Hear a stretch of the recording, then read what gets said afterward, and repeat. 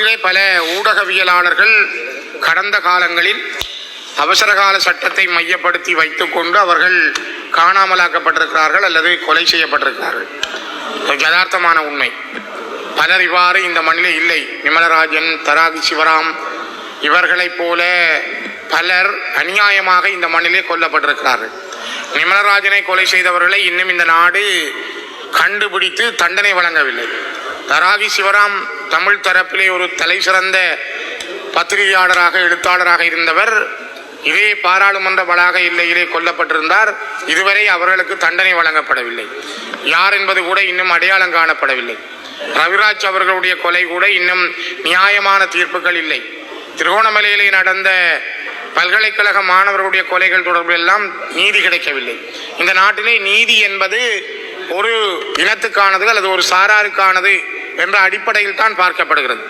அதே போலதான் இந்த நீதியை நான் அண்மையிலே பார்த்தேன். கடந்த 21 2025 ஆண்டு டிசம்பர் 21 யாழ்ப்பாணத்தினுடைய வலிகாமம் வடக்கு பிரதேச சபையினுடைய எல்லைக்குள் இருக்கின்ற தைட்டி கிராமத்தில் திஸ்ஸவிகாரை என்ற அடிப்படையில் அப்பொழுது இருந்த இராணுவ தளபதி சவீந்திர சில்வா அவர்களால் தனியாருடைய காணியை வலுக்கட்டாயமாக பிடித்து உயர் பாதுகாப்பு வலயம் என்ற அடிப்படையில் அங்கு யாரும் செல்லாமல் இருந்த சூழலில் யாரையும் உள்ளுக்கு புகவிடாமல் தடுத்து வைக்கப்பட்டு கொரோனா காலத்திலே அந்த விகாரை கட்டப்பட்டிருக்கிறது.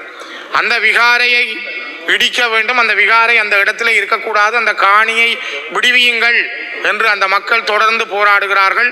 காணி உரிமையாளர்கள் போராடுகிறார்கள். கடந்த 12 மாதம் 2025 ஆண்டு டிசம்பர் 21 ஞாயிற்றுக்கிழமையும் இதே போராட்டத்தை காணி உரிமையாளர்களும் வலிகாமம் வடக்கு பிரதேச சபையினுடைய உறுப்பினர்களும் வேலன் சுவாமி அவர்களும் நானும் கூட அந்த இடத்திலே கலந்து கொண்டேன். அவர்கள் ஒரு ஜனநாயக வழி போராட்டத்தை மேற்கொண்ட பொழுது போலீசாருடைய கெடுபிடியும் போலீசாருடைய அராஜகத்தையும் நீங்களும் பார்த்திருப்பீர்கள், நானும் நேரடியாக பார்த்தேன். அங்கே வேலன் சுவாமி அவர்கள் இன்று வடக்கு கிழக்கில் இருக்கின்ற இலங்கையில் இருக்கின்ற சைவ இந்து மத பீடங்களில் ஒரு சுவாமியாக தன்னை அடையாளப்படுத்தி இருப்பவர். தன்னுடைய மத அனுஷ்டானங்களுக்கு அப்பால் தமிழ் மக்களுடைய பிரச்சனைகள் தொடர்பிலும் மனித குலத்துக்கு எதிரான குற்றங்கள் தொடர்பிலும் மனித நேயத்தோடு தன்னுடைய கருத்துக்களை பரிமாறுகின்ற ஒருவரை மிக மோசமாக இழுத்து வாகனத்திலே போலீசார் ஏற்றினார்கள்.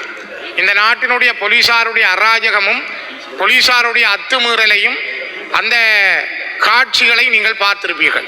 இதுவே ஒரு பௌத்த பிக்குவாக இருந்தால் நீங்கள் யாருமே எதுவும் செய்ய மாட்டார்கள். போலீசார் கைகட்டி நிற்கிறார்கள். பௌத்த பிக்குமார் போலீசாருக்கு கன்னத்தை பொத்தி அறைகிறார்கள். யாரையும் அவர்கள் தூஷணத்திலும் பேசலாம், என்ன வார்த்தைகளிலும் பேசலாம். ஆனால் ஒரு இந்து மத குரு அல்ல ஒரு சைவ மத குருவாக இருந்தால் கேட்பார் இல்லை என்பதைத்தான் அன்றைய தினம் வேலன் சுவாமி அவர்களுக்கு நடைபெற்ற விடயத்தை நானும் அந்த இடத்திலே நின்று ஒருவனாக பார்த்தேன்.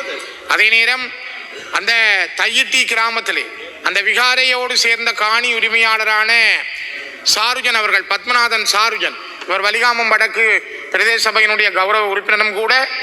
அவரோடு சேர்ந்து வலிகாமம் வடக்கு பிரதேச சபையினுடைய கௌரவ உறுப்பினர்கள் அனிக்சன் பிரேம், வன்னியசிங்கம் பிரபாகரன், வலிகாமம் கிழக்கு பிரதேச சபையினுடைய கௌரவ தவிசாளர் தியாகராசா நிரோஸ், இவர்கள் அன்று வலுக்கட்டாயமாக கைது செய்யப்பட்டார்கள்.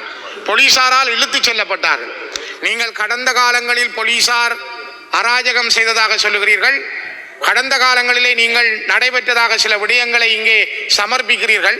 உங்களுடைய காலத்தில் நீதிக்கு புறம்பாக அவசரகால சட்டம் இருக்கிற பொழுது இந்த மிக மோசமான நடவடிக்கைகளை இந்த அரசாங்கத்தினுடைய போலீசார் மிக கோபாவேசத்தோடு செய்தார்கள். என்னோடு கூட மிக மரியாதை குறைவாக மிக மோசமாக போலீசார் நடந்து கொண்டார்கள். நான் நேரடியாக அந்த இடத்தில் நின்றவன் என்ற அடிப்படையில் இதனை இந்த உயர்ந்த சபையினூடாக பதிவு செய்கிறேன். அதற்கு பின்னால் கூட கடந்த 2026 இந்த ஜனவரி 3 அதே இடத்தில் திரும்பவும் ஒரு புத்தர் சிலை வைப்பதற்காக முயற்சித்த பொழுது அங்கே மக்கள் திரண்டார்கள். ஒரு போராட்டம் நடைபெற்றது. அதுவும் ஒரு அறவழியிலே தர்மம் சார்ந்து மக்கள் திரண்டு அதனை மறைத்தார்கள். அவ்வாறான அந்த போராட்டத்தின் பொழுது கூட அங்கு போராடிய மக்கள் தொகையை விட குவிக்கப்பட்ட போலீசாருடைய அளவு மிக அதிகமாக இருந்தது. ஒரு பயம் கொள்ளக்கூடிய வகையில் போலீஸ் அராஜகம் அங்கு விதைக்கப்பட்டிருந்தது. ஆகவே இந்த நாட்டிலே நீதி என்பது எந்த அடிப்படையில் என்று எங்களுக்கு தெரியவில்லை. நேற்று திங்கட்கிழமை இது தொடர்பாக நீதிமன்றத்திலே வழக்கு தாக்கல் செய்யப்பட்டிருக்கிறது. கௌரவ உறுப்பினர்கள் மீதும் பாராளுமன்ற உறுப்பினரான என் மீதும் கூட மல்லாக நீதிமன்றத்திலே வழக்கு இருப்பதாக எனக்கு தெரியாது. எனக்கு கூட கட்டாணையோ அல்லது சமன் அனுப்பப்படாமலே நான் செய்திகளில் தான் பார்க்கிறேன். இவ்வாறு வேலன் சுவாமி கூட நேற்று நீதிமன்றத்துக்கு அழைக்கப்பட்டார்.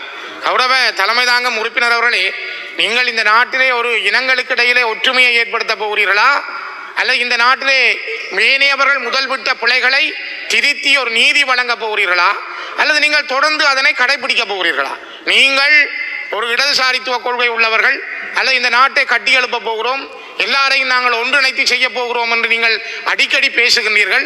அந்த நியாயமான கோரிக்கைகளை எவ்வாறு நீங்கள் செய்ய போகிறீர்கள்? குறிப்பாக கௌரவ தலைமை தாங்கும் உறுப்பினர் அவர்களே, 2010ஆம் ஆண்டு வரை வலிகாமம் வடக்கினுடைய மயிலிட்டி, தோலகட்டி, தையிட்டி, பலாலி, வசாவுலான் இந்த பகுதிகளில் இருந்த இந்து ஆலயங்கள், வரசித்தி விநாயகர், இங்கே நான் உங்களுக்கு இந்த படத்தை காட்டுகிறேன்.